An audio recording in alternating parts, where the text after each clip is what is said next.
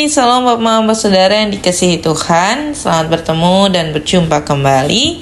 Oleh kasih dan penyertaan daripada Tuhan, saya senantiasa berharap Bapak Saudara semua dalam keadaan sehat walafiat, dengan penuh rasa syukur kepada Tuhan.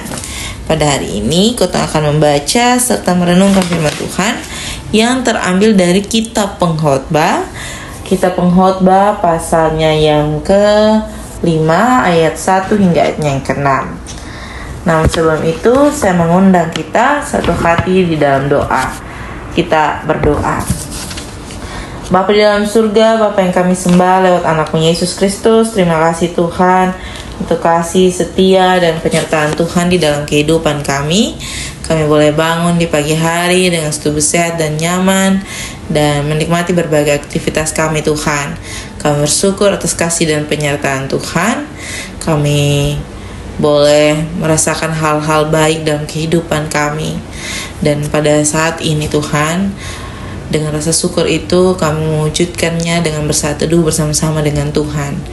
Kami mohon di dalam tangan dan pengasihan Tuhan, Tuhan memberkati, menguatkan, memberikan kami hikmat, kebijaksanaan untuk dapat mengerti apa yang menjadi maksud dan tujuan Tuhan di dalam kehidupan kami. Mengampuni salah dan dosa kami Tuhan, di dalam anakmu Yesus Kristus kami telah datang dan berdoa. Amin. Bapak Saudara yang dikasihi Tuhan, pembacaan kita terambil dari Kitab Pengkhotbah pasal 5 ayat 1 hingga ayatnya yang ke-6.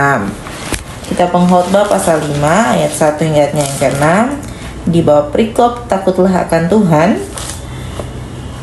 Dan ayatnya yang pertama, janganlah terburu-buru dengan mulutmu dan janganlah hatimu lekas-lekas mengeluarkan perkataan di hadapan Allah, karena Allah ada di sorga dan engkau di bumi. Oleh sebab itu, biarlah perkataanmu sedikit, karena sebagaimana mimpi disebabkan oleh banyak kesibukan, demikian pula percakapan bodoh disebabkan oleh banyak perkataan. Kalau engkau bernazar kepada Allah, janganlah menunda-nunda menepatinya, karena Ia tidak senang kepada orang-orang bodoh.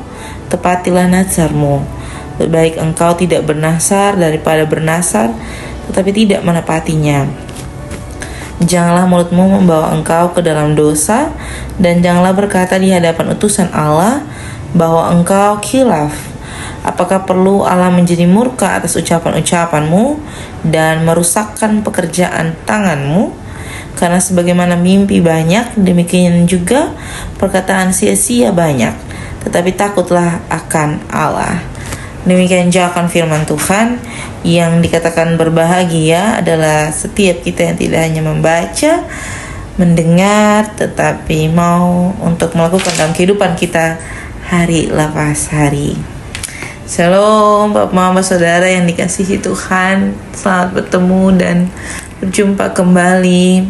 Hari ini kita membaca serta merenungkan firman Tuhan dari Kitab Pengkhotbah.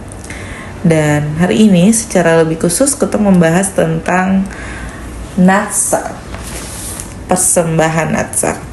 Waktu yang kemarin kita membahas tentang perpuluhan, dan hari ini kita membahas tentang natsar. Kalau kita berbicara tentang perpuluhan dan natsar, tentu itu kedua hal yang dibedakan di dalam hal pemberian persembahan. Kenapa dibedakan? Karena perpuluhan itu seperti apa yang saya beritakan kemarin, bahwa perpuluhan itu merupakan 1/10 dari apa yang kotong terima. Sedangkan natsar dikenal sebagai sebuah janji yang kotong berikan bagi Allah, dan kotong mengharapkan perjanjian itu dapat ditepati dengan baik. Bapak Saudara yang dikasihi Tuhan, itu merupakan sebuah perspektif dari pandangan saya tentang natsar.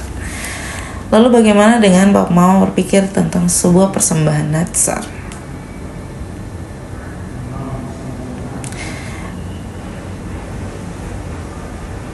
Natsar juga merupakan salah satu kategori persembahan khusus yang diberikan kepada Allah. Di dalam Kitab Pengkhotbah ini, pengkhotbah memberitakan bahwa sifat dari natsar itu sebuah janji, sebuah persembahan yang tidak boleh dibicarakan kalau tidak mampu untuk dilakukan. Karena Allah tidak menyenangi hal-hal yang tidak ditepati, dan itulah yang menyebabkan pengkhotbah memberikan satu penegasan dengan kata tepatilah natsarmu. Titik di situ. Bapak Mama Saudara yang dikasihi Tuhan, sudahkah pernah Bapak Mama memberikan persembahan natsar dalam Bapak Mama kehidupan? Pernah dengar tidak anak-anak dinatsarkan untuk Tuhan? Biasanya kalau bilang anak-anak dinatsarkan untuk Tuhan itu anak-anak yang harus berkuliah di teologi, yang harus jadi pendeta, yang harus menjadi pelayan di dalam gereja. Itu dinilai sebagai anak-anak yang dinatsarkan untuk Tuhan.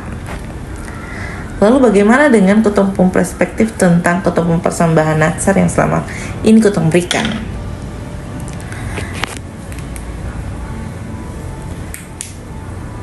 Silakan Bapak Mama mencoba untuk berpikir, mencerna dengan lebih baik, dengan berefleksi sementara, berpikir tentang natsar-natsar yang selama ini Bapak Mama bicarakan, selama ini Bapak Mama berikan.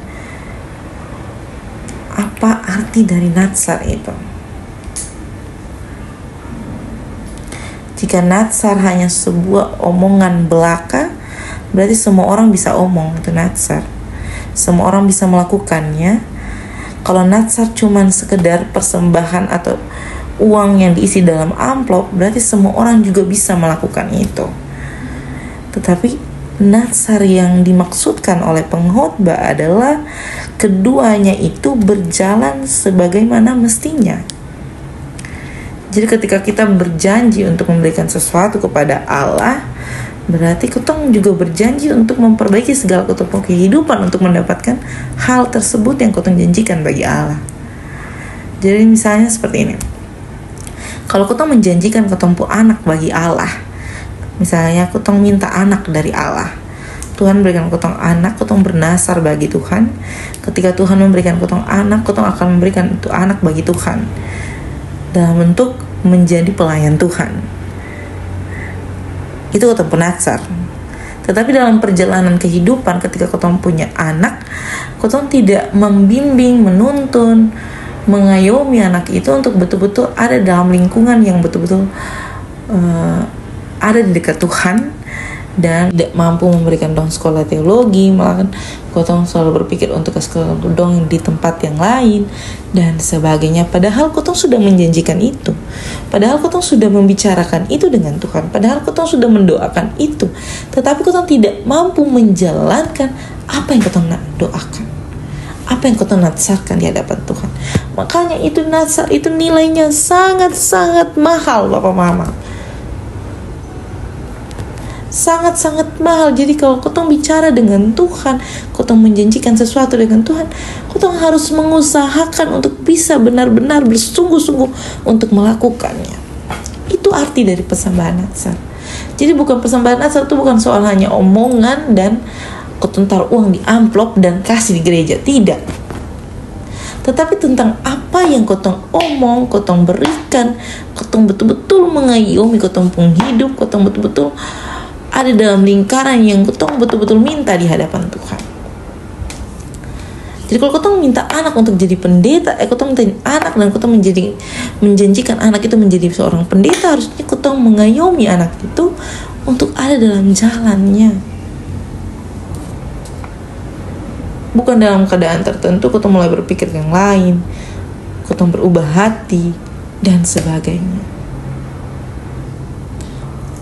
Itu sebabnya pengkhotbah bilang jangan sampai kutong menyebabkan percakapan-percakapan yang bodoh karena banyak perkataan. Jangan sampai kutong terburu-buru mengatakan sesuatu di hadapan Allah.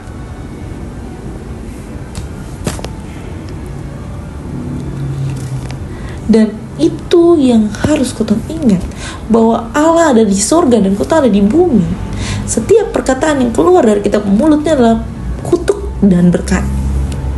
Jangan sampai kata-kata yang kotong keluarkan menjadi kutuk bagi kotong pun diri.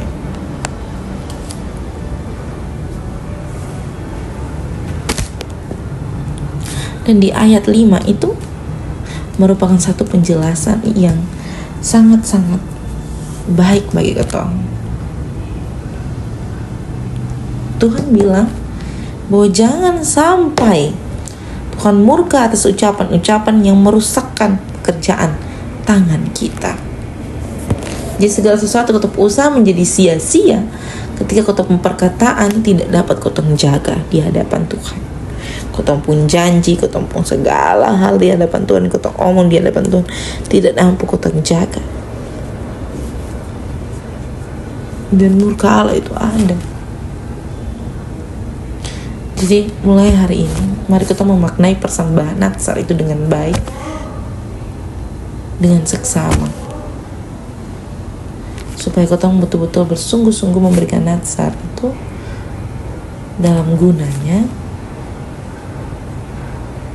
untuk memperbaiki ketempung hidup lebih baik. Selamat menjadi berkat dimanapun Bapak Mama Saudara semua berada. Tuhan senantiasa mencukupkan dan memberkati kita semua. Amin untuk firman Tuhan.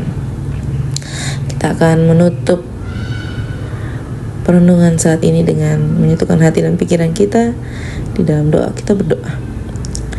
Bapa di dalam surga, Bapa yang kami sembah lewat anak-Mu Yesus Kristus, terima kasih Tuhan untuk kasih setia dan penyertaan Tuhan di dalam kehidupan kami. Kami bersyukur sekali Tuhan, karena penyertaan Tuhan kami masih boleh membahas mengenai persembahan Natsar, mengenai firman-Mu. Kami mohon di dalam Tuhan memberkati, biarlah apapun yang kami baca, apapun yang kami renungkan, semuanya itu boleh mendatangkan berkat bagi kami, dan kami boleh menjadi berkat dimanapun kami berada Tuhan. Bapa dalam surga, pada saat ini kami mendoakan seluruh pribadi lepas pribadi kami, suami, istri, anak-anak, cucu, orang tua, opa, oma kami, pendidikan anak-anak kami, ekonomi kami, sukacita, duka cita kami dalam masa pemulihan kami, dalam masa sakit kami Tuhan, kami dalam masa duka cita kami dalam masa sukacita kami taruh dalam tangan dan pengasihan Tuhan. Tuhan menjawab seturut dengan kehendak Tuhan. Bapa dalam surga, pada saat ini juga kami mendoakan, selepas ini kami akan melanjutkan tugas tanggung jawab kami. Biarlah Tuhan senantiasa memberkati, dan biarlah apapun yang kami kerjakan semuanya untuk hormat dan kemuliaan bagi nama Tuhan. Mengampuni salah dan dosa kami Tuhan, di dalam anak-Mu Yesus Kristus kami telah datang dan berdoa. Amin. Shalom Bapak Mama Saudara semua, sampai jumpa kembali.